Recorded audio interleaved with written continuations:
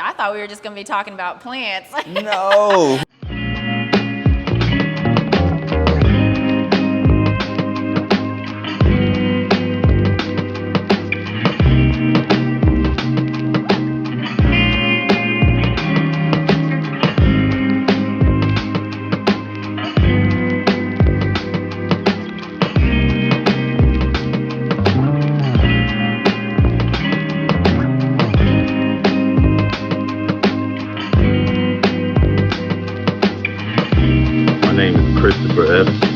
Owner of Good Trip Tattoo and Art.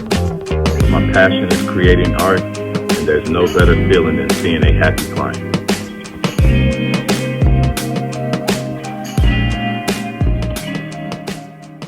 You first, and then when I met Chris, who owns this spot, because I kind of just DM'd him and was like, "Hey, I wrote about your place, and I would like to use it to do a podcast." And so then we had some conversation and everything.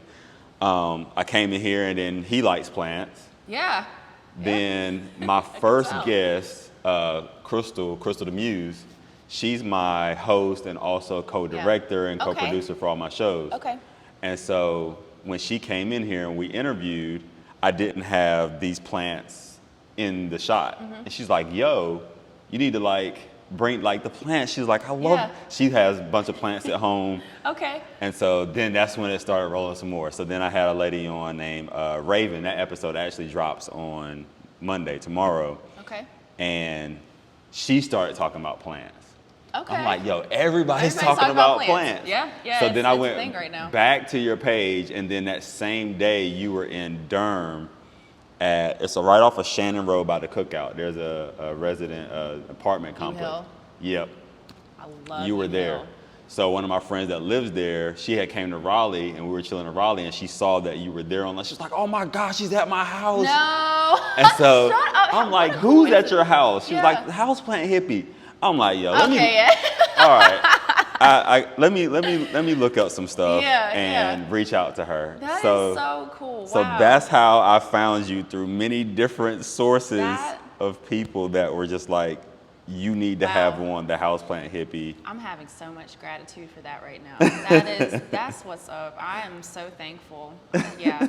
Wow. Okay. Yeah. So a lot of people have been, so then I started kind of going through your Instagram, going through your website, looking at, some of the stuff that was on the news. Yeah. It kind of turned into something that I wasn't even expecting. Right. This, my family has always worked with plants. Okay. And I was actually going to tell you, before all this, I was an artist. I'm a dancer. Right. So, I saw. Yeah. So, I mean, I don't really do much with that on the Houseplant Hippie page, but on my personal page, I have a whole lifelong project that I started a few years ago, and it's a series of movement. Okay. And that has been what I was studying before all this happened. Right. And plants are innate because of my family, but yeah, It just rolled, it right? rolled because honestly, I had to come home because of the pandemic, and I was living in New York and I was studying dance, and then I was like, you know what? No, I've been wanting to do this for forever. So that's kind of how it came about. Wow. That's crazy. Cause I was like, well, what does she do? Yeah. And it was like, yo, she has this big trailer and it has plants in it. And she teaches classes. I'm like, teaches classes on what? Yeah, what kid are you? I'm a, and I said it before, I'm a guy. Yeah. You know what I mean? And not that guys don't love plants, but I've never thought about plants before, Yeah. And so I'm like, but she teaches on plants? It's like, yeah, so you got this type of plant, and this one needs water, this one needs sun, this one is better for this. And I'm like, what? There's a whole world about plants that the everyday person is into? Yeah, and because plants became such a huge trend during the pandemic, what I came to find before I even started this, once everything shut down and everybody was like, plants, I was so intrigued to see how many people were like, oh, I want to get into plants. Because you're plant people, not gonna lie. Before the pandemic, your plant people are kind of nerdy. We're nerdy people, okay? We like really freak out over plants and we obsess over them. And so when I started seeing people get into it, I was like, wow, like that's what's up. But then I also know how difficult it can be to take care of plants because they're all different. Right. And so what I was worried about was that, people were gonna look at plants and be like, oh, this is great, and then they were gonna die because you don't know how to take care of them, and then people are gonna be discouraged. Right. And once you get discouraged and you feel like, oh, I have this thing in my space and it's alive and I killed it, it's like, well, I don't want to kill any more plants. So like I really advocate for people to feel like that they have their best shot with plants. Like I think that plants aren't a trend. I honestly think they're a lifestyle. So I want people to feel like that they have everything that they need in order to be able to take care of the plants in their home or in their space in general. Because I think that people really want to be their best, right? But if you don't have the right resources, or if you go to a garden center, or if you go to Home Depot to get your plants and you don't have anybody to talk to, then you're like, okay. Yeah, I promise you, me and my friend were at Lowe's recently, and she was like, okay, I got to repot this particular plant or whatever. And I'm like, why do you need to repot? Like, I'm like, why do you need to repot something? And she's like, well, I need to repot it, but I need this particular kind of soil. And I'm like, well, I don't know. I don't know anything and about so it. I called my friend Amanda, and she didn't answer at the time, but then later we got on the phone and she was like, yeah, you don't want to repot that particular one. And so then they started talking. I'm like, what's going on here? But then there was nobody at Lowe's that could actually help. No. The lady was like, yeah, just go. Yeah. I think, and I'm go where? I'm like, but you work in the plant place, No. and there's like a million bags of soil and all this other stuff. They don't know nothing. It's not. I mean, and it's not their job to know. It's not their job to be. It's their job to ring you up. It's their job to ring you up and be like, you want that bag of soil? Okay, I'm gonna call somebody to get it for you. Like, they're not trained to know everything about the plants. That's a whole nother job in itself. So. Wow. Yeah, and also, you go to garden centers and stuff like that, and they may give you and this is nothing against people that actually have a degree in horticulture and stuff like that, but sometimes maybe they'll give you an answer that might be confusing because they just know so much and they want to give you all the information, but then they give it to you and you're like, I need don't something tangible. know what you're talking about. So I really try to, with the truck, I try to open up the space for people to be able to go in and shop privately, so don't feel like, somebody's in my space being like, buy that plant. But in the truck, I have a window, and I try to sit next to the window so that if anybody has questions, they can ask me, because I don't want people to feel pressure, but I also want people to feel available to ask the questions that they have. So all right. So the truck, you go in and you can purchase plants, and then do you do classes in the truck as well? Not in the truck. Okay. Just because it's a really small space. Gotcha. And I still try to be very aware of COVID. Right. Which is why I don't sit in the truck unless it's really, really hot. Right. And then sometimes if it's, especially running the truck this past month and in August, it's really brutal. Blistering, yeah. Yeah, so typically I'll sit in the truck, and then if somebody comes in, then I'll kind of hop out and step to the side. With the classes, I typically will go to whomever is inquiring. So a lot of apartment complexes, and a lot of just people in general will ask oh, can I do a potting class, or oh, can I do a succulent bowl class? Hold on, slow down. Succulent bowl class? Succulent bowl. Explain. Yeah. You see that plant right there? Yeah. That's a succulent. Everybody loves succulents because they're a lot of them come really small, and you can do these really cute bowls that can really go anywhere. And you can just put soil in and then pick out your succulents, and they can all go in the same bowl, and then you can kind of customize it so that it looks, the way you want it to look. Right. And it's a fun thing to do. Potting up your plants is fun, but people get really nervous about repotting because all it takes is, you not doing one thing, like breaking up the roots of the plant before you put it in the pot or something, and then it dies. So people get really paranoid about potting, which is why I try to help, because all you need is a class, someone to kind of teach you, like, okay, you need to make sure anything, like, oh, you got to make sure that you put a bottom layer of soil in before you put the plant in. Not everybody knows that. And they don't teach you that. Like when you go to buy a plant, it's not like it comes with all the information the how to manual, take. Yeah. Right? So I take the classes everywhere, and then going into the next few months, actually, I'll be doing classes in my greenhouse too. Okay. So people can come to the farm and take classes where I am, but I like to take classes to people too. So. And where's the greenhouse at? Is it in Raleigh? No, well, it's in Nightdale technically. Okay. My family owns a farm actually. It's called Haven Farm, and we're in the process of construction. We're going to be building like an apothecary house and a wedding venue. A what? Apothecary. What is that? That's for all my holistic people. Okay. It's just medicinal, mostly herbal and medicinal purposes. Gotcha. So a lot of like CBD, because my family grows CBD hemp on our farm. Okay. So we have a lot of CBD products for many different purposes. And then, you know, my family really advocates for herbs and for holistic approaches. Right. So the apothecary house would be a bunch of like dried herbs and holistic medicine and stuff like that. So that's an apothecary house. But along with that, me and my brother split the greenhouse that's on the farm, because he has quite a bit of hemp that he grows outside, but he also does a really small crop inside. It's like 15 hemp plants that he does on the back side. And I carry the house plants on the front side. So what we decided to do is here and there, I'll open up the greenhouse for happy hour. Okay.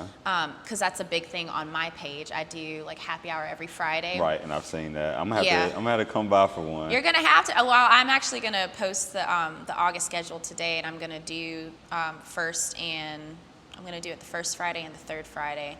Hopefully, I'll get to a place where I can do it every Friday. I'm trying to think, am I here third? Well, first Friday isn't here yet. It'll be, first Friday isn't here. It'll, this Friday, I know, oh my gosh, I'm looking up and it's August. I'm like, no way, no way. Yeah, this Friday I'm here. I go to Atlanta on Saturday, so yeah, I should be able to make that. Cool, I love Atlanta. My brother used to live in Atlanta. Yeah.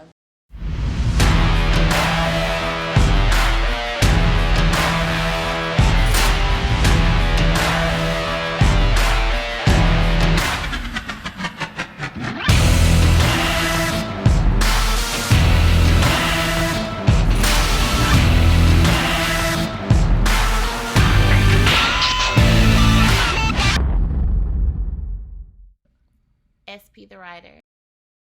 But anyways, in the greenhouse, we'll open it up for happy hour. But going into, now that I have a cooling system in the greenhouse, that essentially that means that I can keep the greenhouse cool instead of being really hot. Okay. It used to be that we would have to there are flaps on the side, and we'd have to lower them so that the temperature didn't get into the 120s and stuff like that. So because the greenhouse was so hot, I'm obviously very careful about having people out, because I don't want anybody to pass out. Yeah, that wouldn't be good. No, no. And that's a liability. Right. So, but now that we have the cooling system, I'm going to be able to keep the flaps up and keep the temperature cool, which means I'll be able to do things like a lot of different classes. So, yeah, I'm really excited about it. I'm really excited about where things are going with the business, and really thankful for this community, because this community has been so supportive. They love you. I mean, and I'm so thankful. I love them. I'm so thankful. I wasn't expecting it. I thought this was kind of going to be a like, oh, you know, I'll just kind of do this. Tie you over a little bit. Yeah, because I mean, I'm full-time on the farm. That's my full-time job. This is like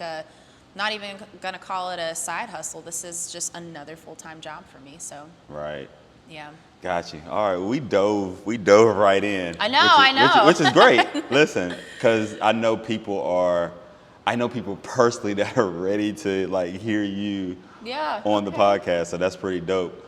I always kind of at some point in the beginning, I ask people, who do you think you are?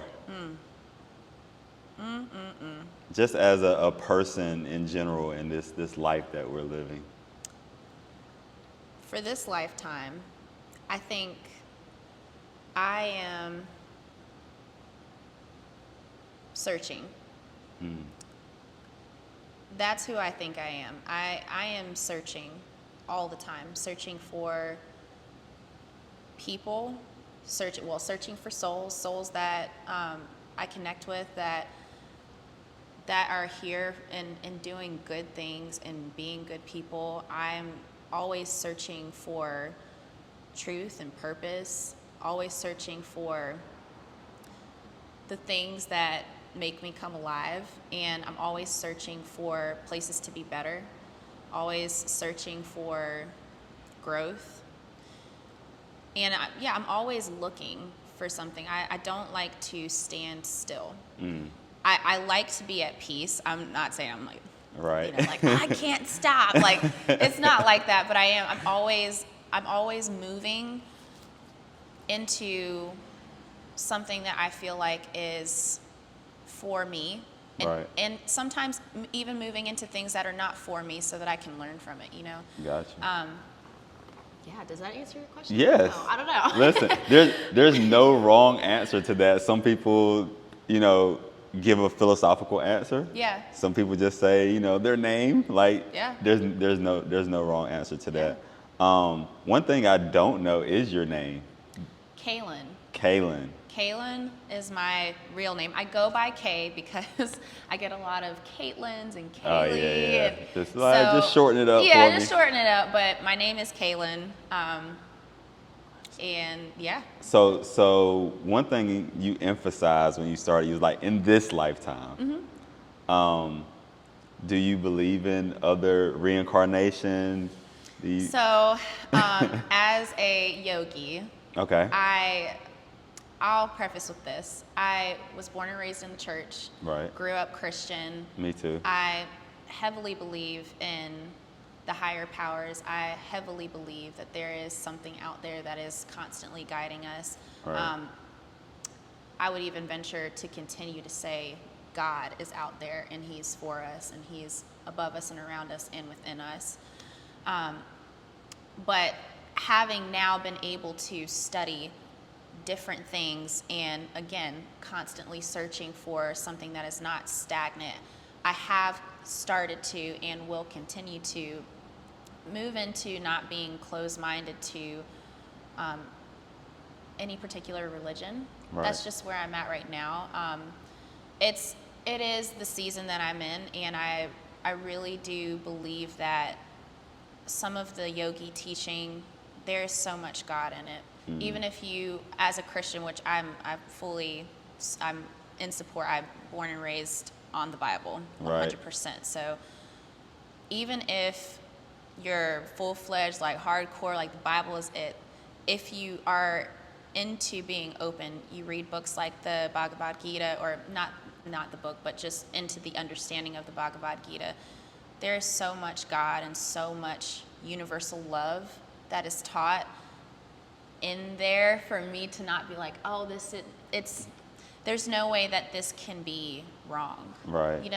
So once I started getting into the training, it just really opened my mind, and I was like, man, I really just need to take a step back and take a look at the bigger picture, not just religion, Right. but my spiritual awakening to be in closer relationship to God. So that's where I am right now. I'm not bashing any religion. I actually Right. think that religion is beautiful, if not abused. Yeah. There's a lot of Religion is abuse beautiful. going on. Yeah, it's a lot of abuse. Yeah, but I think it's beautiful. It gives people something to hold on to, and it offers so much community. But for me, because I am studying different religions now and not claiming one in particular, I do have to take a step back and say, my priority is spirituality, because beyond religion, God is my priority. You know? So. How long ago did this awakening begin to kind of take place? So I stepped away from the church when I was young. My family did as a whole. Okay. When we stepped away from the church, I was young, but still very aware that there were other things out there. And Right. I wasn't necessarily stuck on believing that what I had been taught in church was all that there was. But I was too young to really comprehend. How young were you? 10. 10. 10. Gotcha. When I started So when I was 15, I moved to Winston-Salem and Okay. went to a boarding school that was art school. Right. It's called NCSA. And you are involved with so many different people from all over the world. And so when you're in this space with people who have different backgrounds, and I'm coming from Raleigh, I had been homeschooled, Right. been in the church, didn't really know anything but my box. And then you have multiple Open it up. boxes to open up, and Yeah. it's like, oh my gosh, like there are so many things out here, so Yeah. many ways of living, so many different understandings of life, spirituality, and that's kind of what got me started. Then going into college, obviously continuing to meet different people and experience different things. Right. I just was like, man, like I really need to take a step into and make myself uncomfortable. Yeah. And search. Right. Search for, doesn't necessarily have to be a, like, this is the truth, just truths. Yeah. And so then when the pandemic hit and I started the truck, I had always wanted to get my yoga certification. I just never had time because in college. Now you have time. Now I had a bunch of time. We were on the farm, but you know, on the farm you're done by 1 or 2 o'clock because it's too hot. So you know you're chilling for the rest of the day. And Right. I was like, man, I've always wanted to get the certification, but in college I got a dual degree, so I didn't have time. So I was like, man, I'm just gonna do it. Like whatever, Right. I'm gonna do it. And so learning a lot about Buddhism, learning a lot about universal love and understandings. I was like, man, Opened up a lot. my eyes are open, and not necessarily saying that I'm like, oh, I'm ready to dive in. Like this is my religion. I'm Right. just, I so appreciate yogi teaching and yogi training for what it has done for me, for just receiving other people Right. and receiving other spirits. And so when I said to you, I'm going back to the in this lifetime, obviously, and they teach a lot about karma, and they Right. teach a lot about reincarnation. And for me, in the Christian religion, that was a lot for me. At Right. first, I was like, 'Cause what that- you mean I'm coming back? I'm coming Yeah. back as a bird? What are you, Right. what are you talking about? Because in the Christian religion, That's is a not, no. That's a yeah, no. You got one a shot. hard no. You got one shot, and it's up or down, and Right. you better hope you're going up. So, but when I really started to think about it, and I actually opened up instead of being like, this is not true. When I really studied it, I was like, okay, this is not far-fetched. Right. I can't just close my mind to this, even if it's uncomfortable for me. That's something to think about. It's a different perspective. So. Right. If it is that's why I say that. I say in this lifetime, because if we do have another one, and if that is true, and I do come back, you know, Right. maybe who I am or who I think I am will be different. So. True. Vision and ambition is what got me far in life. There's only 2 ways out the struggle. Either you crawl or you fly. I'm talking titles, deeds, ownership. I'm not impressing, I'm investing. Now, that's ownership. Shout out to Nipsey's hustle. Now, we can all have ownership. Now that's ownership. In your former lifetime, Ooh. who is Kay? I don't know. I don't know. I'd like to believe that my soul is constant. And I would like to believe that in my previous lives, if there were, that I was searching then too. If it is true that reincarnation is a thing, then that means that I missed something last time. It means that my soul missed a lesson and I had to come back. So I'd like to believe that if that's the case, if I wasn't searching, then when I came back, my soul is longing for knowing something that I didn't know before. So I don't know. Hopefully I was a good person. So in the teachings of yogi and when you just thinking about it in the reincarnation and Yeah. all that, so the thought is that if you reincarnate, it's because you missed something? Possibly. Possibly. So with reincarnation and with the teachings, the goal is to become at your highest self. Okay. So that, I mean, there are just so many different components that come in with that, with the biggest one being love, self-understanding, and prioritizing your relationship with the higher, Right. or with the know-all and the within yourself. And so, with that being said, the teaching is that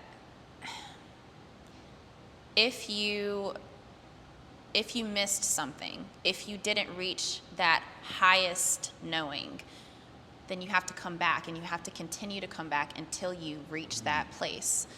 And Interesting.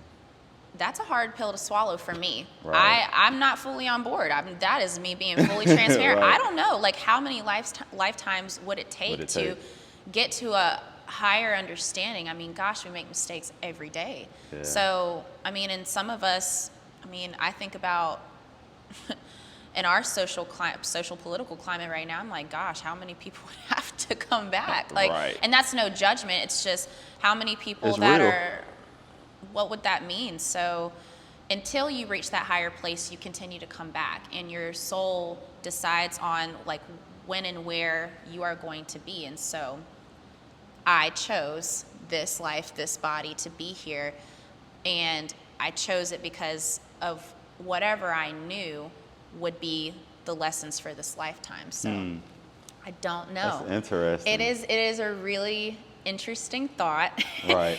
A little scary to think about, but it kind of removes the idea for all my Christian friends. It removes the idea of heaven and hell. Right.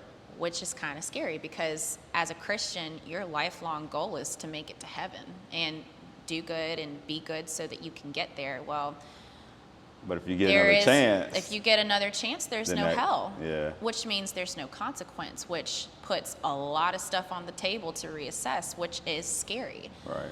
So it's hard. It's a hard thing to think about. I wonder if, because I'm a thinker. Yeah, I tell you, yeah. I write poetry, so I'm into this. Yeah. So I'm wondering if there is reincarnation, and you're being reincarnated, and let's just say the reason is because you missed something, Missed right? it. I wonder, can that version of you in the former life go to heaven or hell?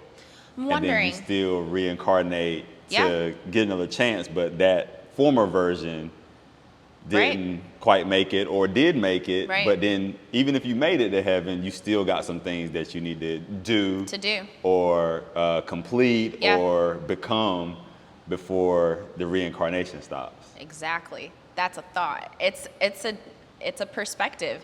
If you bring heaven and hell in, I think, and I will not say that I am any expert in this. I am still very new to Well, there's yogi. no experts in the room. Gosh, yeah, I don't know that I'll claim. I mean, possibly expert with the Right, plants, right. She's maybe. like, I'm a plant expert. That one I am. But I'm still learning there too. But if you took heaven and hell out, possibly, which they don't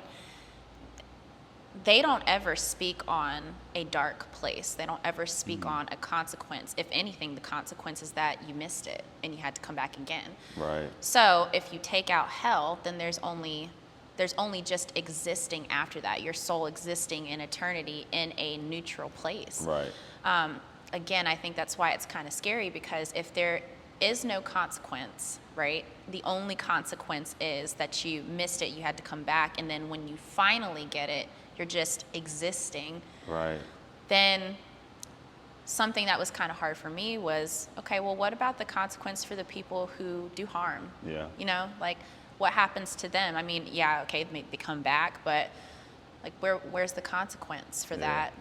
You know, people who murder and do what terrible things, like, so they just come back and then they exist and then everything's cool. Right. That's been hard. That's been a hard thing for me. Because you get to break the rules, and then there's no it's cool. punishment at all. Meanwhile, you know, we're all out here trying to be good people and do good things. We're like, Right. what? No. So I'm wondering. So you got my brain all over the place with this. So I'm wondering if some people's hell, if they reincarnated because they missed, right? But their hell is a terrible life on Earth in the reincarnation phase. Yeah. It, again, still searching for understanding, but I have to wonder, if reincarnation is true, do you choose your life or does the universe do it? Because, I mean, obviously you're not going to choose to be in the slums Right. and you're not going to choose to live a terrible life. Like, I mean, nobody, maybe you choose that. I don't know, but I mean, most people would. I wouldn't. Yeah. I'm being honest, I wouldn't. So, I read in high school, I forget who it was by, but I read a play called No Exit. And the big theme in No Exit is this quote, and they say, hell is other people. So I've also dabbled with, what if hell is not burning flames? What if hell is not this place where the devil is just tearing you up for eternity? I wonder if hell is customized for you. Wow. Because burning flame, like, maybe, I mean, obviously that's terrible for anybody. Right. But, So like, I like Florida. yeah, you know. But what if it is customized, and what if it's not necessarily a place that you go? What if hell is some of the things that happen to you in your life? Or what if hell is something that reoccurs for you in different ways and it's customized for you? Because we all have our dark things, our things that we're like, I cannot, like, this is no good. Yeah. What if that's your hell? I don't know. Customized hell. That's very interesting to explore. In the play No Exit, they had everybody in the play had died. They're all sitting in this room. It's a blank room. They're all sitting at a table. I was in high school, but they're all sitting in a room. 3 years ago. I wish. No, they're all sitting in a room at the table. They're all thinking they're about to go to hell because they all had things that they knew they had done wrong. Nobody shows up to take them to hell. They're just sitting in a room with each other, and they end up being each other's hell. And they're like, oh my gosh, I'd rather be in burning flames and stuff like that. And it's like, that's why they say hell is other people. So when I read that, I was like, my mind was blown. I was like, even though this is a play, like, that's not far-fetched. Like, that's interesting. Right. So kind of opened up my mind. Now I want to see the play. We read it. It Gotcha. was in my English class, and we read it. So I would love to see it too. I'm gonna dig and see if anywhere in this country I know. that play is being Probably find it on produced YouTube. somewhere. Yeah, it'd be Yeah. kind of cool. That's crazy. So I'm thinking about Kay in this life, and I'm wondering, like, what if this is your reincarnation because you had to become the houseplant hippie, right? Yeah. Like, you missed that in every other life. I missed it. Maybe I did. The lessons that I've learned so far in my quarter of a life, as I have gone into these teachings, I'm like, man, if I missed that in the last life, like, I am so thankful to have learned it in this one. And with houseplant hippie, it was a risk, and it was beyond me. It was Right. beyond my typical, like, how I move. I do not move like, oh, I'm bumping, I'm just gonna do it. Like, I don't move like that. I Right. make very calculated decisions. I plan everything. I budget everything, and I was not in a good place when I moved back because I had been in Brooklyn for 2 years studying a technique that was really close to me for dance, and I was really hoping to move to Tel Aviv to continue to study and bring it back here, and I mean, shut me down, done. Yeah. And then what made it worse is that I come home and I didn't want to dance, and I didn't know why. I didn't want to move. I kind of moved here and there, but like some of our mentors and dance instructors who were trying to do like virtual classes didn't want to do it. I just kind of was like, how did I lose my love for the thing that I'm the most passionate about? So I felt really bad. I felt like I had failed all the people that had supported me. Wow. Because, I mean, it's what I went to school for. I left my house when I was 15 to go and study, and I had been doing that. I moved to New York to do the thing. Like, this Yeah. is what I've been working on, and then shut down, go home. And I was like, man. So plants have always been, well, house plants in particular, because my family, obviously we farm, so it's a lot of outdoor, indoor.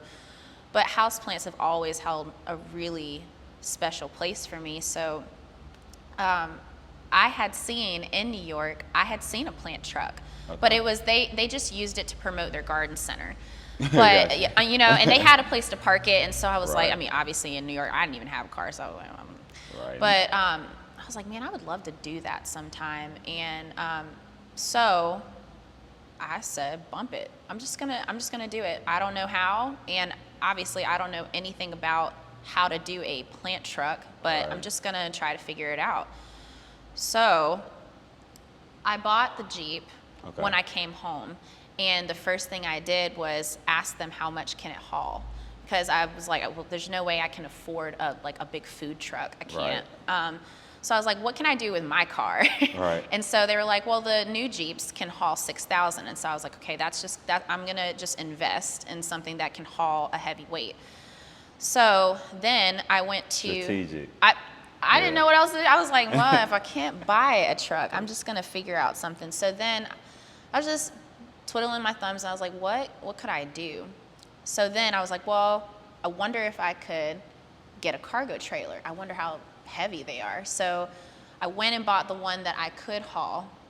And the most that I could haul with this one without it like killing the transmission was a 7x14. And so I went inside the 7x14. I was just sitting in there. These people that sold me the trailer probably thought I was crazy, because I'm just sitting in there. I'm like, okay, what would this look like? How could I do it? And obviously, when you buy the 7x14, it comes as is. There's just wood and nothing there. So I was like, well, okay, I would have to have windows. The plants will die. I could open up this door. So I started going through, and I'm like, I'll take it. I'm just gonna do it. So that's how it started, and that was it. So bump it is not me. Like, bump it, I'm just gonna do it, is not me. So Houseplant Hippie has become the baby for my soul. Like, it's been the thing that I'm like, wow, if I missed this in the last lifetimes or whatever, just rolling all that back in, it's like, man, I'm really glad I learned that lesson now. Not to say like I'm just gonna be rash and do crazy things all the time, but I didn't calculate, I didn't strategize, I just said I'm gonna do it. And a lot of obstacles came up. I mean, always. Yeah, that truck wasn't easy. It was not easy. Installing the skylight, installing the window, the wiring, the hitch, it was not easy. But did you do all of it yourself? Or a lot of it? You do not want me to do that. You do not want me doing nothing. No, I had someone. I actually went to someone who, like, he specializes on working on food trucks.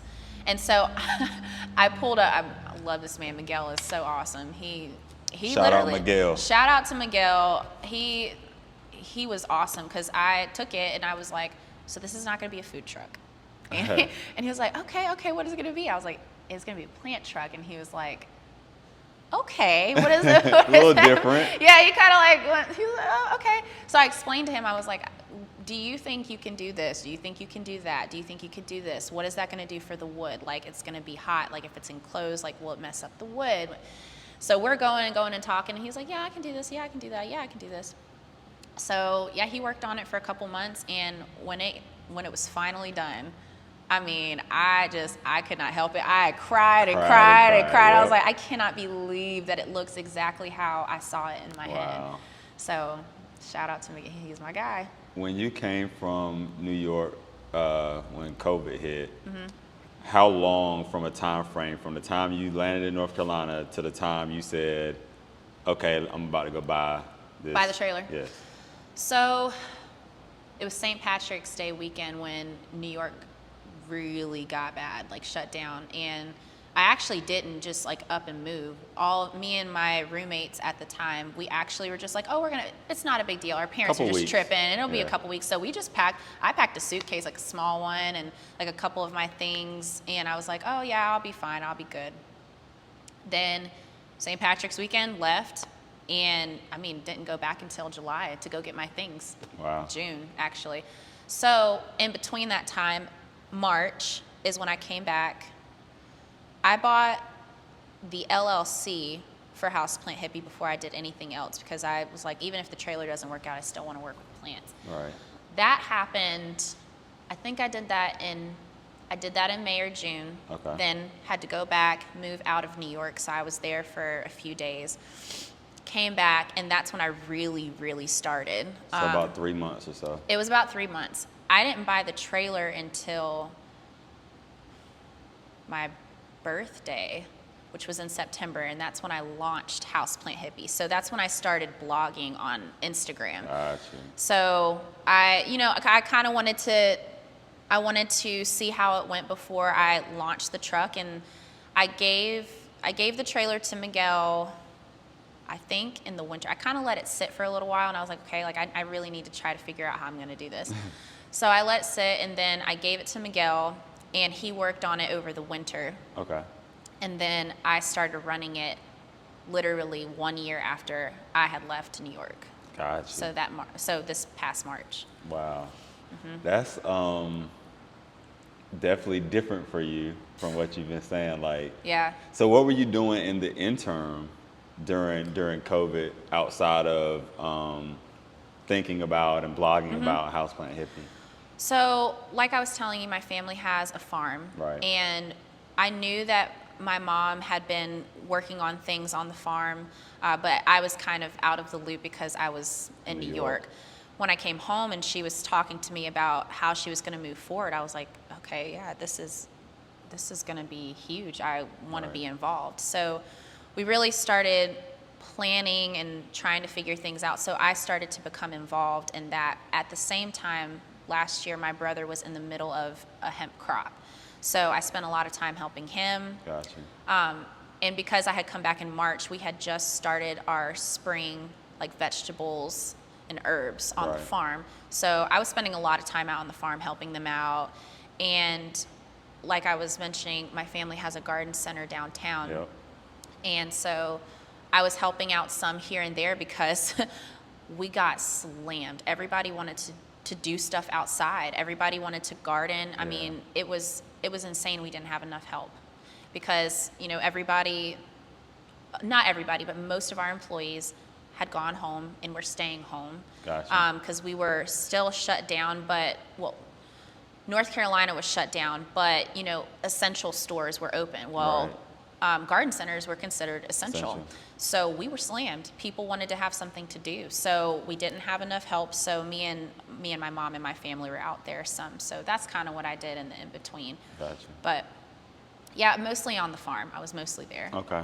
All right. So let's go back because you were super focused with your artistry.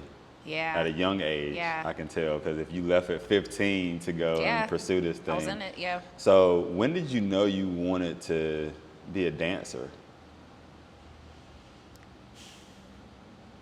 Were you that 2-year-old that was just... I was twirling around Right. really, really young. My mom put me in dance classes like no sports. She knew that dance was going to be the thing for me. So I was dancing really, really, really young. When I was 9, my mom put me in ballet. Gotcha. That was a really great experience for me. It gave me a lot of backbone, honestly, more than a lot of other things in my life. Ballet really, really structures you, and you can't be soft. Yeah, I've watched some documentaries and stuff it's brutal. on ballet, and it's crazy. Yeah. Crazy. It's brutal. I am very blessed to have the teachers that I had. Could have been worse. They are, not that they were bad at all, actually. They were really amazing people that I still have relationship with. But the ballet world is brutal. Yeah. And so I quit. I pursued it from 9 to 13. Okay. And then at 13, I was like, Mom, I just don't know if this is for me. Right. And at the studio that I was training at, they also had you take other classes, like not just ballet. Right. So I took a lot of modern classes, which I ended up being, I liked it better than ballet, but I was like, man, like ballet it just wasn't working out for me. So I quit, and I was being dramatic as a 13-year-old. I was like, if I can't be a prima ballerina, then I don't want to do nothing. Right. So I quit. Okay. And at the time I was going to Millbrook, and I had a dance class there just as an elective, just as an easy A. And when I was 15, so my sophomore year of high school, a really good lifelong friend of mine, her sister was going to NCSA because it's a high school and a college. Okay. So her sister was going for college, and she was like, you should try out for the high school program. I was like, I haven't danced in 2 years. Right. Not even twiddled, no nothing, haven't pointed a toe, And haven't for done a dancer, anything. that's like, seems like forever. Yeah, right? like not seriously trained. Like at, Yeah. you know, the dance class at school wasn't really Yeah, because that was rudimentary not for you. trying to play anybody, but it was really a thing. So she was like, you should just audition, see if it works out, because if you make it and you're in state, it's a full ride. So I was like, I mean, I guess. So there was this one day that she was like, show up in 2 days and take our college class and audition in our college class. I asked our teacher, and she said, yeah. I had already missed all of the audition windows. It is so hard to get into NCSA. I had been on the waiting list for the ballet concentration as a kid forever. Wow. And never made it. And a lot of people don't make it. So I missed all the windows for the audition. So when she was like, oh, like in 2 days you can just come and take a class, like, and my teacher she's in charge of the auditions. I told her about you, so just try it. And I was like, no way. Like, Right. I'm gonna embarrass myself. Taking class with college kids and auditioning in front of them, like, and I haven't danced like that no way. Right. But she was like, you really should just try it. So I had to put together like a solo audition in 2 days, which anybody that's in the Tough. art industry or dance in itself, you know, what do you mean an audition in 2 days? A solo in 2 days? So my mom would say I was twirling around in the kitchen all day for those 2 days, just trying to figure out, like, what am I going to do? Right. So I show up to the class. 2 days later, I take the class with them. It was a contemporary technique class. The teacher was watching me the whole time. And then at the end of it, she was like, okay, can you audition? And so the college kids kind of like moved to the side, and I auditioned. She was like, yeah, you did really great. We'll let you know. And so we'll let you know. I was like, know what that oh means. my God. I just embarrassed myself. And I got the letter in the mail the next day that I had been accepted. Wow. So that means she sent it out immediately, like after I Immediately. left. I boohoo cried. I was like, there's no way. So we know you're a crybaby too. Oh yeah. I to myself, I schedule my cries. I go in a corner. Just so yeah, no. So that was how it started, and that's how I knew, like, this is what I need to do. This was a God thing. Right. That was not supposed to happen. Missed all the audition windows. Nobody gets the opportunity to just go in a class and audition exclusively. There was nobody else there auditioning. It was just me. So Wow. very thankful.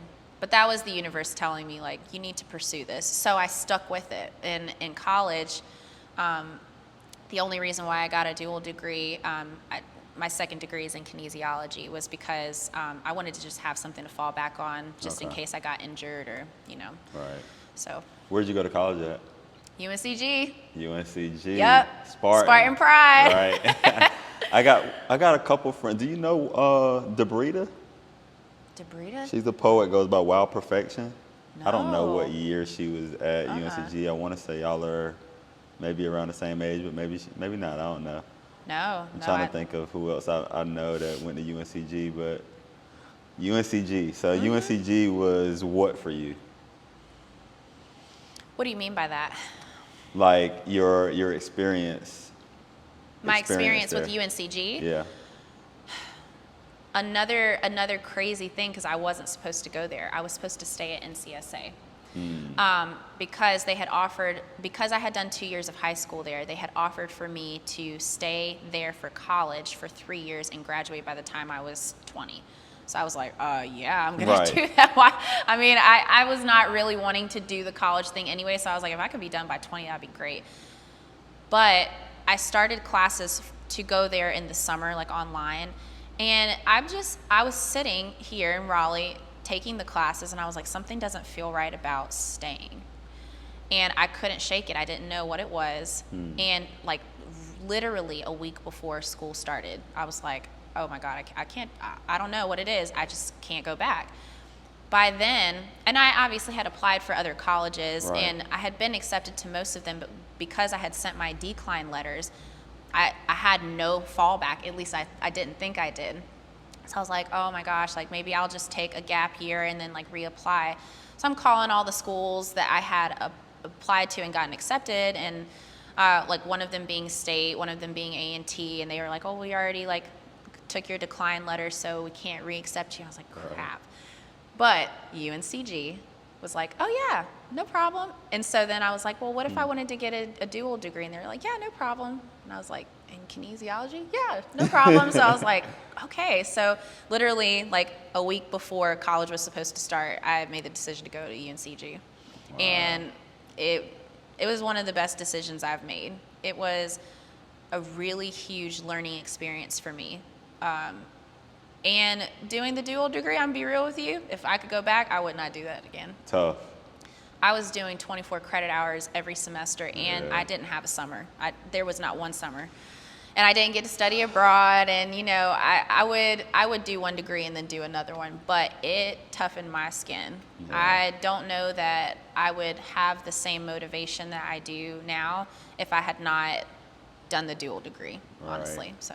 Yeah, I can imagine that's tough because I did like a half a degree. And you did? Okay, where? I went to Campbell for a little while, and I okay. went to Lewisburg College where I graduated from. With, I have a couple friends that went to Campbell. Associate's degree. They play sports, correct? Yeah, football. Yeah, that's the only reason you go to Lewisburg is to play sports. If you are at Lewisburg and you are not playing sports, something went terribly wrong. Something is wrong. Yeah. But I said that because I didn't take advantage of my college opportunities, should I say. Yeah.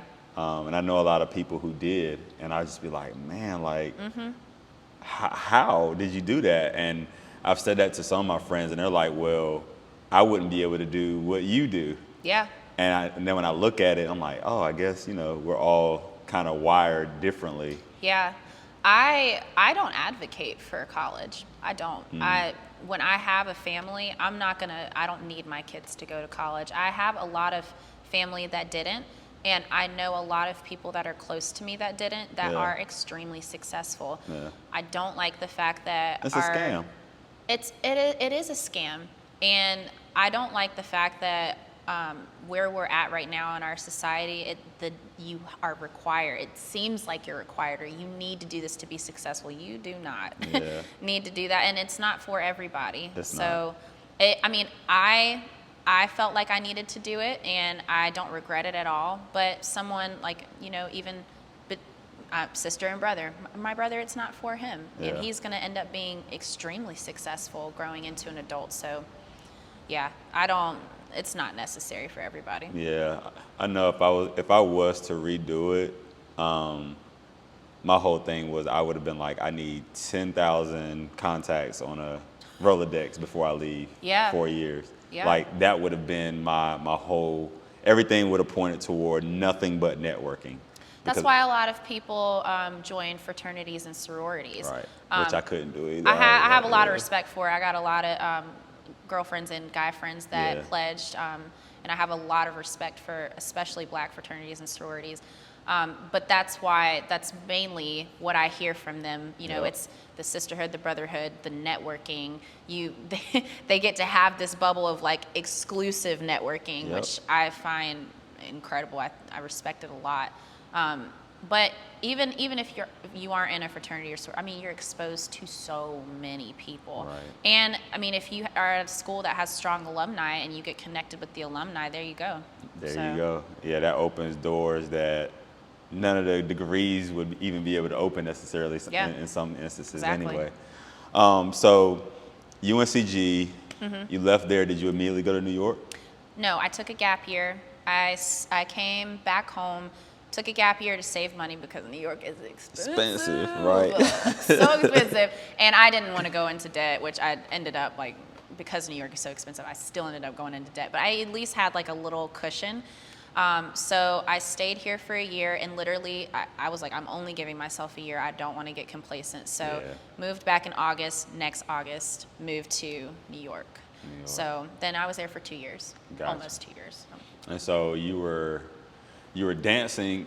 The sole purpose was for New York was to dance. Yes. All right. So when you get there, what does that look like? Another tough place. And anybody who is an artist in New York or has experienced New York or just an artist in general, like you go to New York being like, I'm gonna be the next big star, I'm gonna do this, I'm gonna do that. And then you got bills, and then New York is more expensive than what you can afford, and then you stop dancing as much as you wanted to. And that was the hard piece for me. I got there, I had my little cushion, I was dancing a lot, cushion went away, and I was like, am I gonna pay my bills or am I gonna go to dance class? Well, have to have somewhere to sleep, so guess I'm not going to class. And that was really, really hard. Then on top of that, winters in New York are brutal. Yeah. They're brutal. And so, I mean, again, being from North Carolina, like, what is 15-minute truck to the train, and then you're on the train for 45 minutes, you go take, it was a lot. And so New York ended up kind of removing my love for dance solely because I just couldn't afford to be there. And that it made me really sad because I was like, I'm in this city that has so much opportunity and I'm only able to take class here and there. And, you know, then you're working a lot. When you get off, you're tired, you know, and I made excuses. My excuse was that I was tired. I was like, man, I'm tired. I got to pay my bills. I'm just not going to go take class. So when I did take class, it was really special. And I was focusing on this particular technique called Gaga, not in relationship to Lady Gaga, but it's originated by this man. His name is Ohad Naharin, and he's in Tel Aviv. And so I was really focused on that technique because it is an all-inclusive technique. Okay. If you know anything about dance, it's extremely exclusive. If you're a dancer, you're good at this and that. Your classes, you're always with dancers. You're studying dance. It is what it is. You have to be an expert in your technique, and people come watch you perform. Wow. And people know it's exclusive. Like, oh, I couldn't do that. I couldn't do that. Well, Ohad has created this technique that is inclusive for everyone. Pull people off the street. You can do this. It's an improvisational technique where your body interprets however he's speaking and however he is leading the class. What your body is doing is what it is. Right. And that's it. And I love that because then you don't have this exclusive moment where people are just coming to watch you or know like, oh, I would never be able to be a dancer. No, anybody can be a dancer. And I love that. Yeah. I think it's genius. It relieves pressure. It relieves pressure. My mom could come take the class with me. Actors would come take class. Grandmas would be in there in their sneakers in classes with us. It's like anybody could come take class and they knew it. And so it was such a beautiful technique. And, you know, like as an expert, obviously, like the Gaga technique, he had his own company and they did like really serious, like heavy choreographed performances. But the technique itself is inclusive. Right. So I wanted that. I wanted to be a part of that. I wanted to be able to teach it. But it's really hard to get into the program. And so I was like, well, I have to be really good at this. I can't just be mediocre and then go try out to be in the teaching program in Tel Aviv. Right. I'm all the way out and, you know, Tel Aviv out here like, yeah, let's go. And they're like, end cut. Right. You are, bye. So I really wanted to heavily study it. And you can only really study it in major cities. There's not very many places, like, nobody's teaching it here. Gotcha. You know, so that was the reason, mostly the reason why I was like, I'm going to go to New York. I really want to bring it here. But again, like classes aren't cheap. Classes are a bill. And so it's like, which bill am I going to pay? How much can those classes run? If you pay up front, I'm trying to think about one of the studios that I went to, you know, a class could be between 18 and 20. That's one class. So let's say that I wanted to take, you know, if you're really wanting to stay in the technique, like let's be real, 5 a week, right? So, I mean, you do the math, 20 times 5, and then times 4 weeks. Right. You're talking about hundreds of dollars every single month. And that's if I took one class. Right. you know, and that's, you know, not every class is $20, you know, and then if you want to go into a class with a master teacher, that's even more expensive, you know. Because they're a master. Yeah, yeah, and you know, New York works out for people who have a family cushion to support them with their bills, and a family or a support system that's like, here, you know, you go out there, we'll send you some money. But for all of us who were grinding that, we're doing this on our own, not easy. It's another bill. So let's say someone wanted to go to New York and they don't have that extra financial support system or that extra cushion. How do they still go to New York and do what they want to do within dance and make it happen through that grind? How, like, put your big girl panties on. Yeah, you got to have tough skin to move to New York. You can't just go thinking that everything's going to be great and dandy. The climate is different there. The people are different there. Right. The hustle is insane. You see people having like 4 jobs doing this and that, being like, I'm going to go take a lunch break, goes take class, comes back. Like, you have to be willing to grind. You can't go there thinking that somebody is going to hand something to you. There are thousands of people that are better than you. Right. So you have to be willing to be on the grind. You have to be willing to stand in line for an audition for 5 hours and not even get in, for them to tell you, oh, like, your picture isn't right, bye. Like, you have to be willing. Wow. You have to be willing to take the blows. If you're not, and you don't have tough skin, you will find yourself right back in your hometown. So I really wanted to be able to pursue it, but I mean, everybody kind of took a hit and had to come home for COVID. Right. I just made the choice not to come back, and I don't necessarily know if it's just because I didn't have tough enough skin. I honestly think that, again, the universe was kind of pulling me into something different for that season. Right. So, if COVID had never happened, God, would you have eventually left? Yeah, I would have eventually left. New York was not. I love Brooklyn. I love the people in Brooklyn. I love Brooklyn for the culture. And I lived in what's called the Bushwick Collective, which is the graffiti district. Oh my God, I loved it. There was one morning that me and my roommates went out for brunch, and Rick Ross is just out there doing a concert. And we were like, okay, good morning. Right. No, but I love Brooklyn for the culture, and you know, being from down south, and North Carolina is not as bad as it used to be, but going up north and being involved in so much inclusive community on all aspects. Yeah, it stretched at that point. Yeah, I was thankful to be there. I didn't want to leave Brooklyn just for the culture purposes. But I'm not going to lie, I like the West Coast better. And so when I moved to New York, my sister moved to LA at the exact same time. So I had gone out to visit her. Two totally different places. Two totally different places. She's actually still in LA. Okay. My sister is a singer, so she's gonna be big one day. Nice. So she went out there to pursue that, and I went out to visit her, and I remember thinking to myself the first time I went there, I was like, I should have made this move with her here instead of Brooklyn, because West Coast just fits me better. Gotcha. It fits my personality a little bit more than New York does, so I think I may not have moved immediately. I probably would have given it another year or two. Right. And then I would have moved to the West Coast, because you can study Gaga in LA too. Yeah. So. Yeah. Everybody out there is an artist. Yeah. Yeah. Yeah. I love it. And also, I'm like a really big hiker, and I love the beach, and like LA is both of those. All and of New that. York is cold. And I don't like the cold and at all. concrete. Yeah, cold and concrete. Yeah.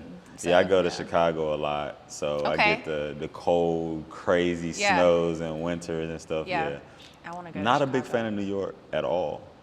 I'm not surprised. It's not for everybody. It's so fast, so busy, overwhelmingly so. We got a little spider crawling on the floor, and you don't kill them, do you? I try to let them go if I can. How'd you know? Now roaches are another story. She said roaches are another story. No, roaches are y'all don't need to be alive. Y'all can go. Yeah, I was like, I'm sure she doesn't kill them. Nah. On a regular basis, so I'm not gonna get up and stomp it then. It's all good. Hey, I wouldn't be mad at you. I get it. Yeah, New York's so fast. Like, I haven't been in years on purpose. But whenever I go, I just feel like, oh my God, like what is going on? Like it's just so chaotic to me. Yeah. You're in a city with, I think the count is what, 8 million people or more, and you're alone. Everybody is in their own bubble. You get on the train, you're not talking to anybody. Yeah. Everybody has their headphones on, they're reading a book, they're going through their commute. New York is probably the loneliest place I've been because you can be locked in with your community and your group, but also you are very alone at the same time. It's every man for themselves, and you don't have like the same community. It is a community, but especially going into the winter, like winter depression is a thing there, you know, especially up north so yeah, it was interesting. It was different. I was really thankful to get the experience of learning about living in a different place, because when you're down south, it's just different. Different, yeah. And then I was very surprised when I went up north. I was like, oh my gosh, like, you know, people don't say thank you. I'd found out that me saying yes ma'am was offensive. I was like, no way. Yep. I thought I was being respectful. Have you been to Chicago? No, I want to though. So Chicago to me is a nicer, slower, cleaner New York. Really? Okay. Obviously, there's not as many people. You got about 3 million or so. It's still one of the largest cities in the nation. So there's tons to do, tons going on. Yeah. It's still a fast city. Yeah. But it's not as fast as New York. Yeah. It's way cleaner than New York. I and dabbled, people are actually thought about it. nicer Yeah. in Chicago than New York. Wow. Way nicer. Yeah. So that's my big city of choice. That's New your York city of is choice? Like, it's crazy to me. And I come from a small one-stoplight town. What's your city? Maysville.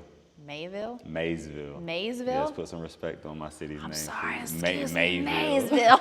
You know where Jacksonville is? Yeah, It's yeah. right next to Jacksonville. It's like 10 minutes That's away. the thing about North Carolina. I hear about different cities. I'm like, I have lived here all my life, and I've never heard of that city. Yeah, it's right in between Jacksonville and New Bern. Wow. Okay. Well, I'm familiar with New Bern because I had family that lived in Beaufort, next to Moorhead. So yeah. Yep. Wow. So okay. yeah, so going from one stoplight to a New York. Yeah. It's like, what in the hell? What is this? is going on? This is crazy. I mean, Raleigh, intimidating. Raleigh was big to me growing up. Your big thing. Yeah. Yeah. I have a couple friends like that grew up in small towns, and they're like, Raleigh is the big, or Charlotte. Oh my God. I'm like, what? I don't like Charlotte that much. I don't like Charlotte I either. was just in Charlotte a couple weekends ago, doing some shooting, but Charlotte's not appeasing to me at all. The only thing I love there is Midnight Diner. Midnight Diner is this place. They have the best shrimp and grits I've ever had in my life. Really? And I've had shrimp and grits. All right, I'm gonna argue with you for a second now. Where? Listen, I'm not saying it's the best, but they're up here for a competition. The shrimp and grits that I get at Flying Biscuit.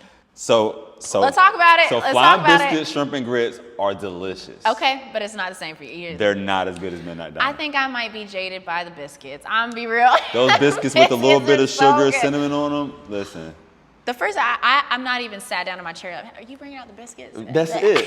As soon as you, like, yo, Cool, thank you, can thank I get some more of those biscuits? Yeah. They always look at me. So Flying Biscuit shrimp and grits Yeah. is really good. Yep. They're not the touching same. Midnight Okay. Diner. Okay. Fair enough. And Okay, I need there's to a go place there. in Apex. Okay. God, what's the name of that place? We just went for my sister's birthday back in May. Their shrimp and grits is Really? probably second. I pursue shrimp and grits. I do. Like let me So I go. pursue. I I pursue. search. I search for it. I'm telling you. And when I was in New York, I was like, where are we going for brunch? Do they have shrimp and grits? Like that's it. Yeah. Do you like them spicy or no? I'm working on my endurance with spicy food. I am. I don't eat spicy food. I used to not be spicy food, but actually, my father, he married into a Puerto Rican family, so I've been involved in Puerto Rican culture for like how long now? I think they got married when I was 12. So yeah, you gotta have a little spicy backbone. So I've really been working hard on it, but still there are some things that I'm like, I cannot eat that. Yeah, I don't want to sweat while I eat. No, it's not. You like getting Right. your sweat much out. You're like, oh my, I'm sitting over here like, where's the water? Like, no. And the water only Doesn't makes help. it worse. Yeah, it doesn't help. It's not. It's Yeah, not good. I'm good on that. I'm big on food. Are you a big foodie or you just love shrimp and grits? I certain do. things? I love food. I'm really open to anything. I'm not a picky eater. Okay. At all, actually. I love to try different foods. I'm not gonna lie. My soft spot is pizza and Mediterranean food. So you have to go to Chicago. You I haven't heard, had. I know, deep dish, right? You have not I know. had pizza. I know. I know you were in New York. Hey, you know, have- New Yorkers might get on you for that. I don't care. New They're York pizza wrong. is different. Okay. Chicago deep dish pizza is the something. best pizza you will ever have. I'll have to do it. Yeah, you're not the first person I've heard And go to say that. Giordano's. Giordano's. They're gonna have to tell you look mine. Luminati's. They're gonna tell you Uno's. They're gonna tell you Pequod's. Okay. They're good. Oh, not that. They're good. You have to go to Giordano's, and you Okay. have to eat it there. It's hot Okay. out of their oven. Okay. Takes have to about do that. 45 minutes, so make sure you got some time. Yeah, a little snack. Yeah, because Get a little they're snack gonna, ahead of time. when you get there, they're gonna be like, hey, it's gonna be about 45, 50 minutes before the pizza comes out. Wow. Tell them thank you. Yeah, thank you ahead so of time. much. Thank That's you. what I do. They'll be like, it's gonna be 45 minutes. I'm like, thank you. Thank you. I'm already thankful for you. But I promise you, it'll change your life. Really? Okay. All right.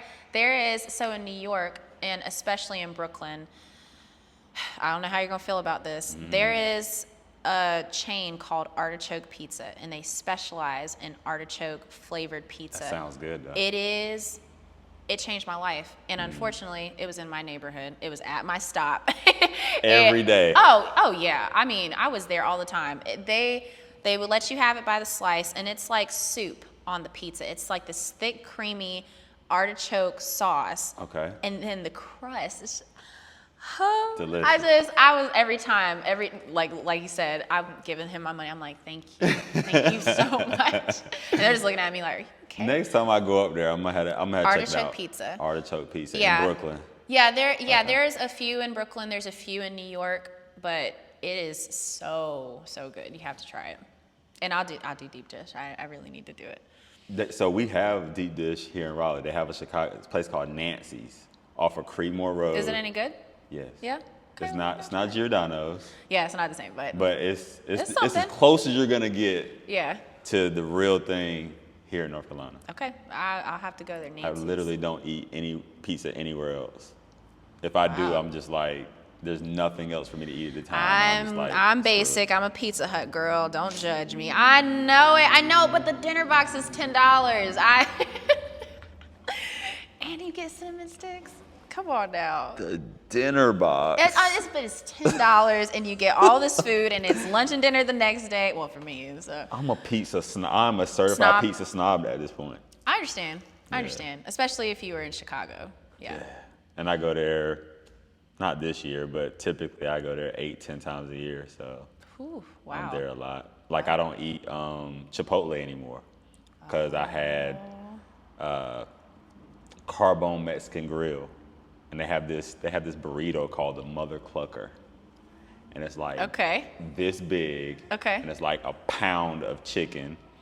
And then they have this, it's like a cilantro kind of sauce, but I call it the invisible sauce because it's kind of murky. Okay. But once you put it on the chicken, because they make them all fresh. Yeah. And it gets hot, it's almost like a glaze. Okay. And it's fantastic. It's fire. The burrito is like $15-16, Okay. but it's, Yeah. yeah. I'm not gonna lie. I am part-time vegetarian. I know it has not been easy. It's not been easy, but those Netflix documentaries will get you. They will get you. I was That's I'm why I not don't gonna watch TV. I know. I was like, oh, I'm not gonna watch it. And then I watched What the Health and Seaspiracy. And Yeah, I I was heard like, What the Health was oh my crucial, gosh. I heard. I was after that. I was like, oh no, because they don't just.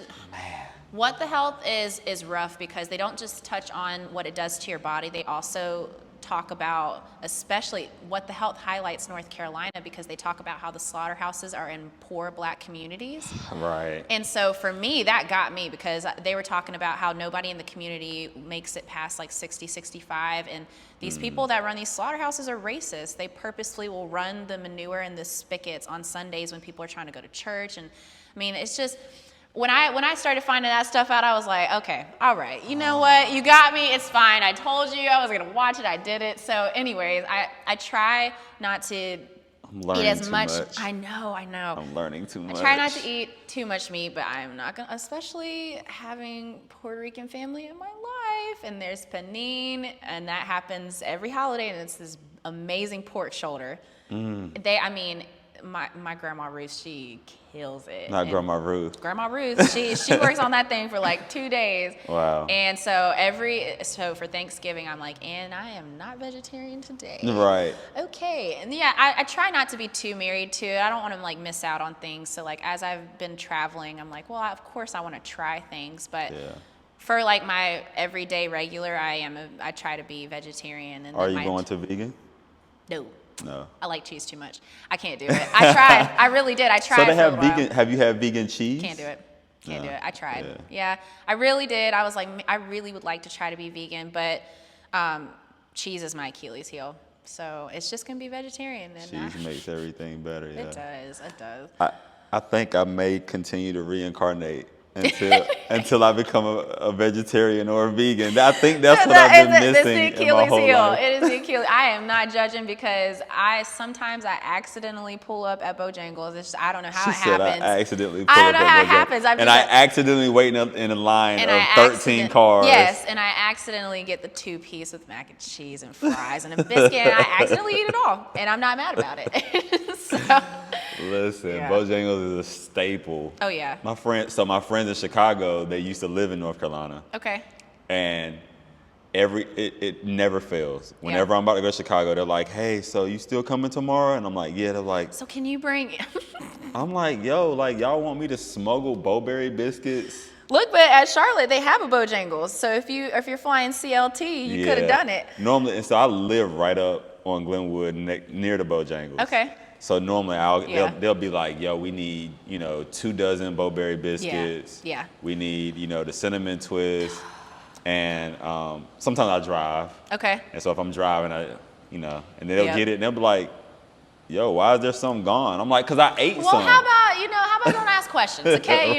What are you talking about? Okay, Man. I have a question for you. Okay. This is going to help me determine what kind of person you are. Oh, here we go. Team Bojangles or Team Popeyes? Bojangles. Do you know how many people I have heard be like, Popeyes, that's not even a question? I'm like, I'm scratching my head. I am looking over here like. Okay.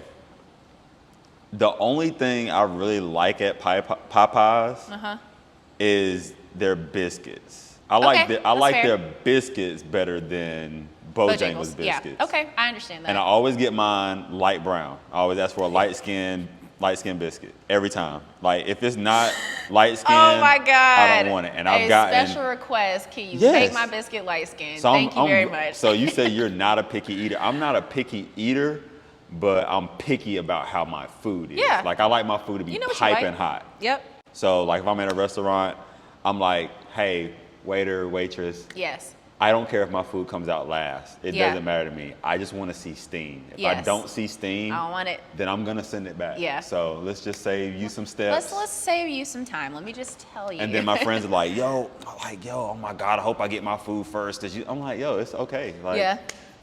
And then, sure enough, they bring it out. It's not hot, and I'm like, so yeah, and I won't So- make them make it yeah. over. I'm like, hey, do you have a microwave? I Yeah. don't care. I Yeah, just want my food hot. Hot. Yeah. But yeah, Popeyes is, and I had a chicken sandwich. I finally had a chicken sandwich. I had a bite of it. I did. Did you have it during the craze? I did. I didn't. Okay, you had it after. I literally just had it 3 months ago. Okay. Maybe not even that long. What'd you think? Hype? It was- yes? it was- No? It was okay. Okay. I don't understand why people were standing in line You and know, fighting. on eBay. They had them Oh, going for God. $1,000. No, they Yes, they did. how? I saw it. I was like, hey, they were shipping it, yeah, shipping the sandwiches. and people were $1,000 literally paying $1,000. $1,000 for the Oh yeah. I said there is no way. I went online. I said there is a way. That is ridiculous. How do you? And I'm going to tie this in. It's going to sound like a weird question. How do you feel about the human race?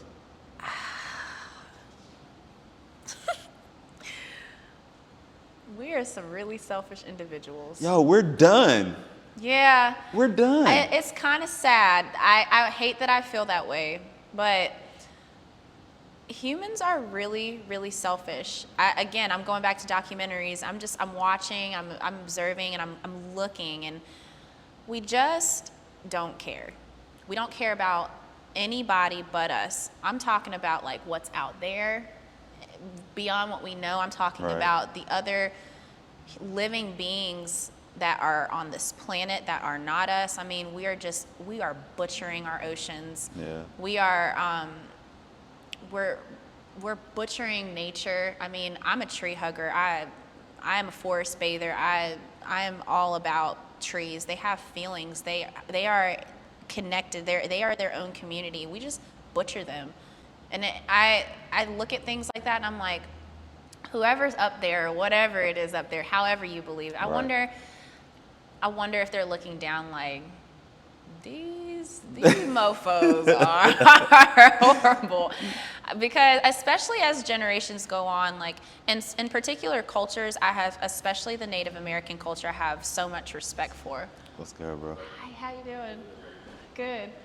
I have so much respect for Native American culture because they are so in tune with nature, the community of Earth. Right. And it is like what you give back, or what you are giving to the land is what it's going to give to you. And like I have a lot of respect for any cultures that like pray over the animals before they slaughter them, raise their animals, because we can go to Walmart and get a chicken breast and not even think about it, you know? Not even think about it. But now that we have livestock on the farm, I have just like a completely different respect, and it's allowed me the space to realize like how selfish I have been. Yeah. Because you just go into a store and then you look at these slaughterhouses and what they do. It's inhumane. Yeah. It's just absolutely inhumane, and I hate it. And I wonder what's going to become of our human race as generations continue on. Like, will we see our generation start to really, the next generation, like our kids and our grandkids, will we start to see them really reconnect back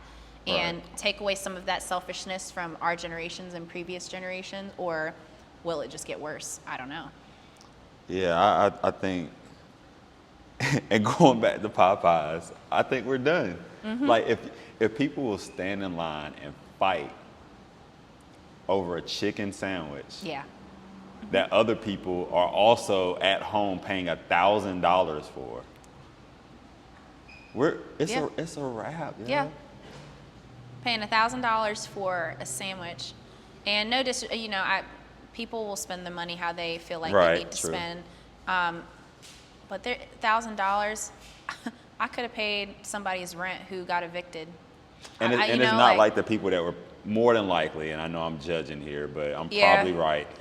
Bill Gates wasn't paying $1,000 for it, or Jay-Z wasn't paying $1,000. It wasn't the people who could afford to pay $1,000 for it.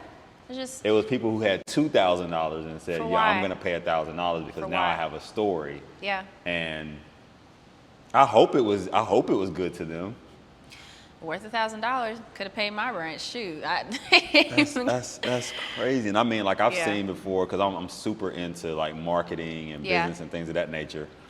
And so I've seen where there was a $100 cheesesteak in Philly, of all places, of course. I just had my first real Philly cheesesteak not too long ago. I couldn't tell you. I don't even. It was a hole in the wall place. Ishkabibbles. That's a mouthful. Ishkabibbles. Ishkabibbles. Okay. I had, and this is 2017, had to be 2016, 2017. Mm-hmm. I went to Philly for the first time and put up online like, hey, where do I need to go? Ask Facebook. Yeah. And so I had friends that were from Philly. Mm-hmm. And they're like, yo, go to Ishkabibbles. Yeah. They was like, don't go to Gino's, and I forget the other one. They was like, those are the touristy spots. Yeah. I'm like, all right, cool. Okay, cool. Ishkabibbles it is. Yo, phenomenal. Yeah, I'm not gonna lie. Did you get the cheese whiz on yours? I don't think so. I hope not. I don't think so. No. I'm not a fan of cheese. So I was about to judge you. Yeah, please bring it on. No, that I don't think Popeyes. so. No. Right. Yeah, I don't do the cheese whiz. No, I was just sitting there, just embracing everybody. I was like, I am so blessed to be here. God is in that. Yeah, all the way in that. Mine, I forget everything I had on it, but I even had pizza sauce on mine. Okay. Yeah, I promise you. I don't know how I feel about that. No, yeah, okay. Listen, Well, next time I I'm told there, you, I have to try I'm a that. food. Anywhere I go, I'm like, yo, what are we eating? Yeah. I'll do whatever else you want me to do after Yeah. that, but Where- what are we eating What that are I we can't eating? get in North Carolina? Yeah, I am that way too.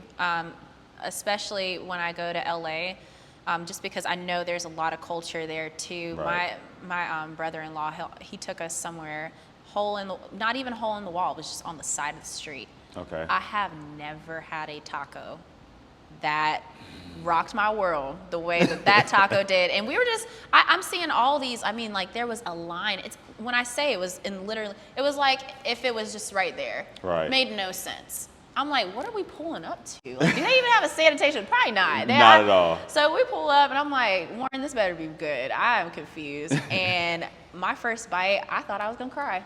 I was like, I have again. never, again, there we go. You scheduled it in for later though. I did. Yeah. When we got home, I was like, hey, I gotta take a moment. I'll be back now. Yeah, you gotta. So I'm gonna have to get some places in LA for me to go eat at, because I've only been to LA once. Okay. But I didn't get to explore LA. I flew in and went straight to a poker tournament, so I was at Okay. the casino the whole time. Yeah. But I do plan on going back. But I need to know, other than Roscoe's Chicken and Waffles, Which what I can eat. it ain't got nothing on Dames. Sorry. Dames is off the hook. Dames is it? And I've never I've never had Roscoe's, so I the can't same.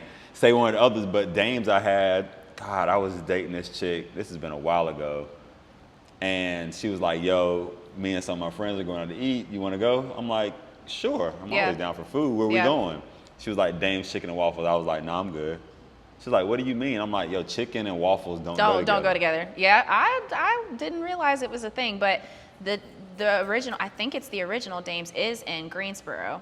So Okay. the first time, I mean, I was there 4 years. I don't think I tried Dames until maybe my junior year. I felt like I had done myself a disservice. I was like, I should have been here Disservice, every yo. Sunday. Disservice. I get there, and I actually so a lot of my friends have to, if I don't want something, because they know I'm not going to change my mind, I don't Yeah. really fall to peer pressure, they'll say, "I'll pay for it for you."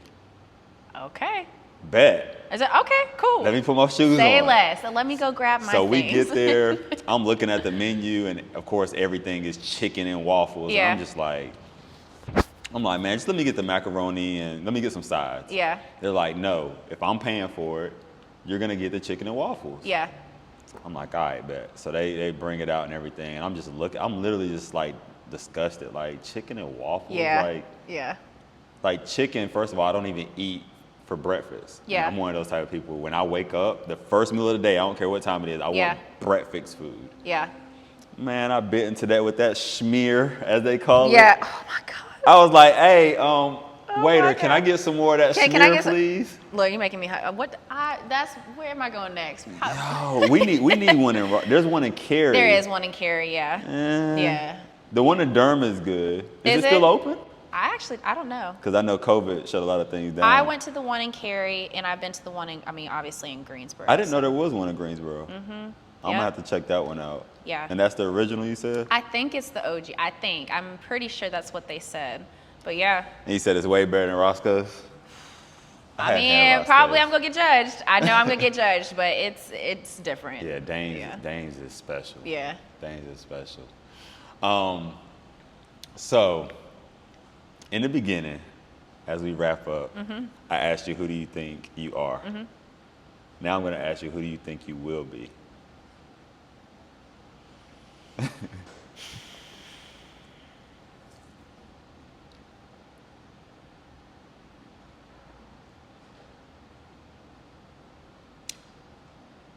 I will always be becoming. I'll always be moving into whatever it is I'm meant to be. And I say that because I don't know that I will ever be a particular something. Right. In college, my senior dance thesis, I titled it As We Are Becoming with 3 dots because I figured this is how I feel right now. If I were to come back, what would that look like? Right. Or if I were to resurface this and finish it, would I ever finish it? Would it ever have a period? A question like, what will you be, has a period on it. to me, how I perceive, like, what do you want to be? What's your end goal? When people are like, what do you want? Where do you see yourself in 10 years? Or when do you see yourself having kids? When do you see yourself getting married? Those things have a period on it. Right. But if you leave space for whatever it is that the universe will bring to you, then you always will be something different. And you always will be able to say, like, I am here, I am there, I am this, I am that. And I will always just be me. I guess I could say that. I will always be me. I'll always be searching. That's what I want to become. That's what I want to continue to be. And I'm not in a position anymore, and I'm not saying that this could change. It probably could, but I don't think I'll ever be in a place again where I shut myself off to the things that I'm uncomfortable with. I think that there are so many things to learn in uncomfortability, and I always want to become something new, something different. I always want to revisit. I always want to learn. And so I think if I'm always in a space of becoming, then I always will be what I was meant to be. Right. You know? So you mentioned marriage, you mentioned kids. Mm-hmm. Are those things that you want to do? Yeah, I mean, And do kids? I would love to have a family. I would love to have a partner. I know that those things will come when they're supposed to. But again, that goes back to there's no pressure on it for me for a particular time frame. I know in this season of my life, I'm probably giving off the aura of unbothered, and I try. I'm very kind of okay, you know, it's here or there. I'm really open to a lot of things, but I mean, I'm like really focused in right now. It doesn't mean I'm open to anything, but I also don't have a time frame on anything. And I talk to, I have friends of mine, and I got girlfriends that are like, you know, I want to be married by 27, popping out a baby by 28, this on these dates. And I'm just like, I mean, cool. If I'm gonna settle for something less than because I want to put a date on something, then it's just not worth it. Yeah. So the right things will happen at the right time, and I'm kind of just, that's more important to me than being like, oh my God, the clock is ticking. Right. Well, the clock's always ticking, but I'm not gonna settle. So I'm willing to let that happen at the time that it's supposed to happen, you know. Got you. You also mentioned your senior thesis. Yeah. And so that was a dance piece. Yeah, and it was a studied piece. So when you get your master's, you do a thesis also. You pursue something for a year. And so I was a part of this program where my thesis had to be studied for a year. I had to study a theory. Right. In my theory, I had a lot of theories, but a lot of it was about loss. And so I had at the beginning of my study, I had my dancers, the ones that I wanted to be in my thesis, I had them come into the space with me and sit, and I just turned on a few songs, and I was like, we're not leaving until you allow whatever emotions you have to fester. I have never been in a space that way where it was really deep. It was really rough. There were some people that went and stood and looked in the mirror and cried and left the room. There were some people that were beating themselves up. There were some people dragging themselves on the floor. And we didn't speak. And essentially what I asked them to do is, you have to go and be in these feelings until someone thinks you've had enough, someone in the space. So, for example, one in particular, there was one of my dancers who had been sitting in his feelings, and all of a sudden he just started hitting himself. And we all sat there with him and allowed him for a little while, but then eventually one of us came and we started taking the punches for him, or we would interfere.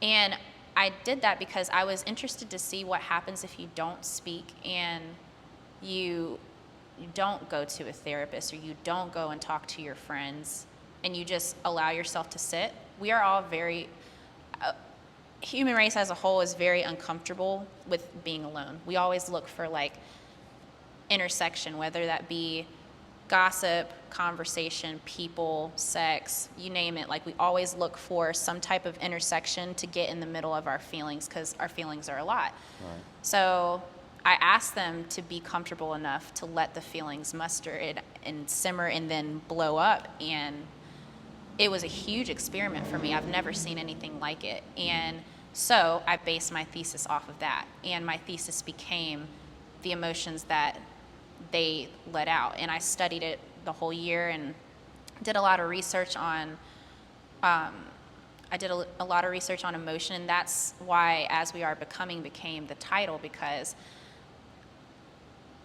everybody was different after that experience. Right. And we could not explain it to other people. So doing it was really hard, but we all learned something about ourselves after that, and became into different people and how we process things. So the thesis itself, the paper and the study ended up being like 75 pages, but the thesis dance was about 20 minutes. Gotcha. Yeah. That's very deep, very interesting. Yeah, I know. I just got really deep with you. Oh, like no, the listen. thesis, it was something. It's going to be a lifelong project for me. Right. As We Are Becoming, I asked at the end of the year when we performed, I asked my dancers to finish the sentence for themselves, and they all did, and they all had really beautiful conclusions. I never finished the sentence though, because for me, if I choose to return to it, I didn't want to put a period on what it had been. I think as I pursue it again, if I ever do, it'll be really important to not put a staple finishing on it, because we're always Right. becoming into something different. How did that change you? Like, what specifically did that moment in the room with those people change within you? You look at people differently, because we didn't say anything. We were just there for each other. And it got me wondering, like, what do people keep inside of them? What not to get too deep, but especially in communities where you are taught to shut up and be quiet, or to put your feeling, like you're not a man if you're crying, you're not a man if you're being emotional, like. And I think about how many people take those things and they end up going somewhere else because they have to come out, but they end up maybe manifesting themselves in a negative way. Right. Or nobody ever really has, it's not even a listening ear, just a person, right. Just as someone to listen. And so now I look at everybody differently, and I look at even the worst things. I'm like, man, that comes from a really, really hard place for them. And it's given me a different perspective on human beings, because even though I was saying to you, like, man, our human race is really selfish. It's right. True. We are really selfish. But then when you look at maybe the person next to you that you can't stand, or maybe somebody that really hurts you deeply, you have to also take into account, like, I don't know what it's like to be in your shoes. I don't know what it's like to go up to the mirror and not be happy with what you see and have to leave the room. I don't know what it feels like to drag myself on the floor. Like, that comes from really deep places. So if I was able to experience that with 10 people and I would have never guessed, I can't imagine what your everyday person carries with them. Yeah. Gives you a little bit more space for grace, a little bit more space for mercy, especially with the people that really hurt you, because you see them in a different light. Right. So. Yeah. Always. Sigh. Nah, cause I'm a thinker. Mm-hmm. What's your sign? I'm a Taurus. Taurus. Okay. Cool. I don't have a lot of experience with Taurus. Normally people be like, No, actually, I try not to do that with any signs at all. outwardly. Yeah, outwardly. yeah. Again, going back to, I'm really big on signs and astrology, and so I really believe that everybody, manifests their signs in particular ways. But I don't have nothing bad to say about Taurus. Okay. What do people say about y'all? They're What is it? stubborn. Stubborn. Want everything our way, blah, blah. And I don't know a lot about the signs. I just know about that people say that's how I am. And I kind of am. Yeah. I've owned it. But just thinking about what you were saying as far as your thesis goes, because I write, and so of course I'm able to tap into my emotions, other people's emotions. That's very interesting. Part of me wishes that I've had or could be in a room like that when that happens, and then the other part of me is like, I don't want no part of that at all. It is very intense. I had practiced something like that before within the Gaga technique. It was a practice we had done it at an intensive, but there were a lot of us in the room, so some of us didn't feel comfortable. Everybody accepted the challenge and everybody allowed themselves to be uncomfortable. It was probably the most intense thing that I've been involved in. But the crazy thing is that experience actually brought poetry out of me. And that's something that I kind of do for fun and keep to myself. But I never was a writer like that until I had an experience where there were no words. And so then when part of my process with creating the choreography was trying to write out how I felt, and then poetry came out of it. So, yeah. Have you ever shared any of your poetry? All right, so it is. Where is it at? Is it on YouTube? It's not. It's actually in my apartment, sitting as a stack of papers. I put it together and I put a name on it. I just haven't put it anywhere. I don't know yet. That is a really sensitive place for me, because it's not, it was a thing that happened, and I don't really know what to do with that. I don't know if I want to share it or if I don't want to share it, but I always ask people to do things that they've never thought about doing or never would do. I know. I titled it "What the Soul Fails to Mention," and so I go back to it a lot. That's a dope title. Yeah. I'm a little jealous that I didn't think of it, but okay.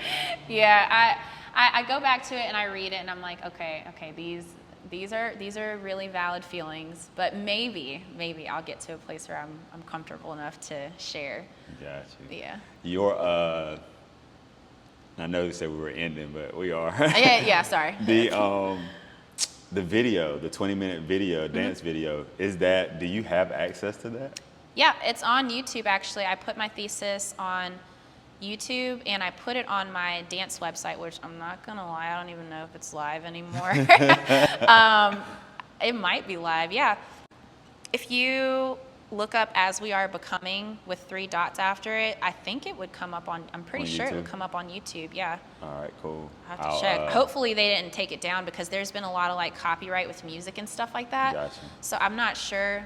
I'd have to check. Yeah, I know sometimes with the copyright, they just had a video of mine where it just said I won't be able to use it for monetization. Yeah. But otherwise, it's fine. It was fine. I'm gonna look it up. If it is, Okay. I'll link it in the bio yeah. section so people can take a view look if at they it. want to see it. Yeah. Cool. That'd be dope. Well, I appreciate you. No, thank you. This Coming has out. been an awesome conversation. I thought we were just going to be talking about plants. No, who do you think you are? Not who you think the plants are.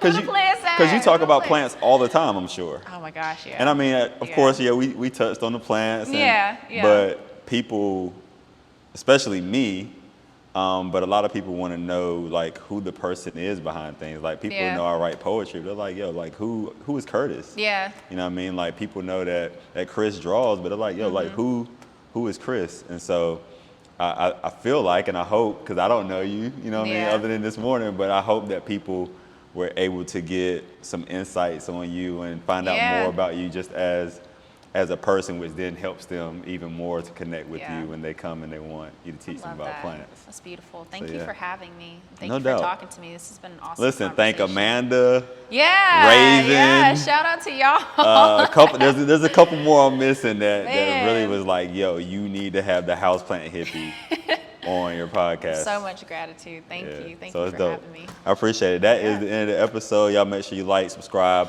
check out the Houseplant Hippie if you have plants or you want plants and you need Yes. to find out how to take care of them, find out how to repot them, et cetera, et cetera. Yep. Make sure you check our website out. I'll put all the Yes. information below in the link. See y'all next time.